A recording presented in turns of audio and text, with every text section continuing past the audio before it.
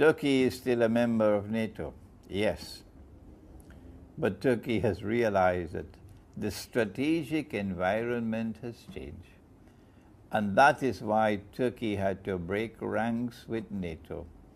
At a time when the Europeans are attempting to isolate Russia, at that time with sanctions, with the Russian ruble reeling, at that time Turkey chose to slap them on their face in an agreement with Russia on oil. The agreement on oil and on gas is just part of the big picture. Turkey has sent a message to the world. And the message is that Turkey now recognizes the political reality of a change in the strategic environment in that region of the world, the Black Sea, where Russia is now the dominant power. Because the Zionists have suffered their most significant loss and setback in the history of the Zionist movement in Russia's recovery of Crimea. And because time is now on Russia's side, the longer Russia has without a war, the stronger will Russia become. Because Russia can now exploit her control over Crimea to project power in that region of the world, nuclear power. Mr. Putin made the statement, just few words, but they were powerful words. He warned the world, don't mess with nuclear Russia. And the words reached Turkey. And so now I am happy to say to those who listen to me in different parts of the world that the recent Turkish agreement with Russia on oil and gas is representative of a Turkish recognition of reality that the strategic environment in that part of the world has now changed in consequence of Russia's recovery of Crimea. Russia is now going to become more and more powerful every day that passes. Their response has been economic sanctions against Russia, financial sanctions against Russia. Shame on you. Russia is now going to become stronger and stronger. They are imposing economic sanctions to try to destabilize Russia. And now we want to pause to speak to the Russian people and to the Russian government, if we are to be allowed to offer a word very humbly yet very sincerely. The monetary system has come from them. They constructed it, not you.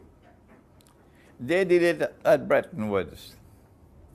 And then when Bretton Woods collapsed in 1971, they are the ones who brought the petrodollar monetary system into being in 1973. A petrodollar monetary system about which Nabi Muhammad ﷺ made a prophecy when he said that it would not be long before the river Euphrates will uncover a mountain of gold. The mountain of gold that he's talking about is an ocean of oil, which will one day function as a mountain of gold. An ocean of oil which will one day function as a mountain of gold. That happened in 1973, when the Saudis were persuaded by Kissinger to agree to sell oil for only US dollars. And so now the US dollar is no longer backed by gold, it is backed by oil. So it becomes the petrodollar. So oil is functioning as gold. That seems to be a little bit too difficult for the Salafi to understand. But perhaps one day understanding will come, inshaAllah. The petrodollar monetary system is built, has an inbuilt mechanism which allows them to attack any currency they want. And all they need is a camouflage to camouflage their attack. They did it with Robert Mugabe in Zimbabwe, with his Zimbabwe dollar. They're doing it now with the ruble. And what they did is to use Saudi Arabia to pump more oil into the market to bring down the price of oil. But they didn't need to pump more oil. They're able to manipulate the market, to take the price up when they want and bring it down when they want. To do that with gold all the time. So they do that with oil. And they're bringing the price of oil down. It is so shamefully naked what they're doing, in order to sabotage Russia, so that the Russian economy would reel. As the Russian ruble falls in value, Russian prices will go up. It's called inflation. And as the prices keep on going up, the people will become discontented, they will lose favor, the government will lose favor with them, and then you'll have the rioting and so on, you'll have the people demonstrating, which is what they want. They want to bring down the Russian government, and they're using this rotten mechanism of inflation. And so we have a word to share with the Russian people and with the Russian government. You cannot beat them at their game. Venezuela, we say the same thing to you. You can't beat them at the game. Bolivia, we say the same thing with you. You can't beat them. Algeria, are you listening to me? Algeria, are you listening to me? You cannot beat them at their game. Where is the Algerian money today? The only way you can insulate yourself against this venomous attack of inflation, when they attack your money and the ruble is falling in value. I was in Moscow last year, June, and the ruble was trading at about 33 rubles to $1 US, which is already bad. And now the ruble is more than 50, maybe going up to 60 or so, which is shameful, disgraceful, because it's going to lead to inflation. And inflation is going to lead to public discontent. And public discontent is going to lead to demonstrations. And demonstrations are going to lead to regime change. So then what should you do? How do you get out of this trap? They laid for you. You don't solve the problem by the State Bank of Russia intervening in the market to try to prop up the ruble. That won't succeed. The answer from Islam, and we offer these words to you with some embarrassment because our own governments won't listen to us. No. Not even the Iranian government would listen to us. The answer is to do what many states in the United States have already done. The answer is to do what the state of Israel has already done. There are precedents.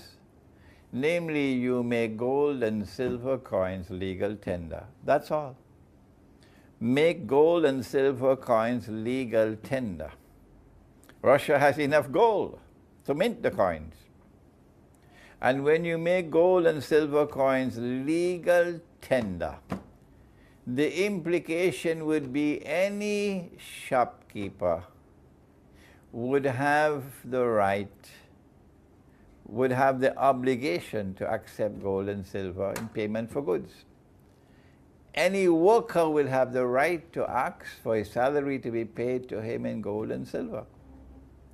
And as the Russian people see that gold and silver is storing value and holding value, it has integrity as money, it has intrinsic value which is stable, whereas the ruble is constantly falling in value. The good money will eventually replace the bad money. And as more and more people hold on to the good money, the money which is solid money, which is halal money, inflation disappears. There's no such thing as rising prices except on the basis of demand and supply. These are gentle words that we share with Russia. It is inevitable that Russia will be attacked. Inevitable. It's just a matter of time. And that will be the malhama, because it's going to be nuclear weapons. How do we know it's nuclear weapons? Because the Prophet said they will fight over that mountain of gold. And 99 out of every 100 would be killed. That can't be conventional warfare. 99 out of every 100 being killed has to be nuclear warfare. And there could only be one nuclear war in history, only one. So the malhama is the nuclear war that is coming. We know it's coming because our Prophet prophesied it. I was thinking that perhaps it might be 5 or 10 years away. But then I had a dream, I shared it with you. I was in Iran for a conference in September. And the dream occurred twice in the same night. I normally do not share my dreams with the public. No. But I've done it on this occasion because I believe the dream was sent to me, so I should convey it to others. I saw nuclear war. I saw nuclear missiles being shot into the sky. Twice in the same night. And then I saw Pakistan was a part of it. Because those who want to keep on ruling the world so they can deliver the rule of the world to the state of Israel cannot allow the world of Islam to have nuclear weapons. So Pakistan cannot be allowed to remain a nuclear power. Not possible. Since they've not got a chance to attack Pakistan so far, they're going to use the opportunity of nuclear war to attack Pakistan. What could be the military significance of a conquest of Constantinople? And who will do it? It's a Christian-Muslim alliance that will do it. Why? Because NATO today controls Constantinople. That's why. So long as this Turkish government is in power, they can never leave NATO. Not at all. I would be tremendously surprised to see this government of Turkey making any effort to take Turkey out of NATO. That's their Islamic credentials, their so-called Islamic credentials. But the question is, what military significance can there be in a world post-Malhama, a world post-Armageddon, when the world has been devastated by nuclear war? What possible significance can there be in a conquest of Constantinople by an alliance of Muslims and Rome? Answer: there is only one answer, only one answer. That conquest of Constantinople will break the back of NATO and liberate Constantinople from the control of NATO. So Turkey will remain a member of NATO until the Malhama. When that conquest of Constantinople takes place after the Malhama,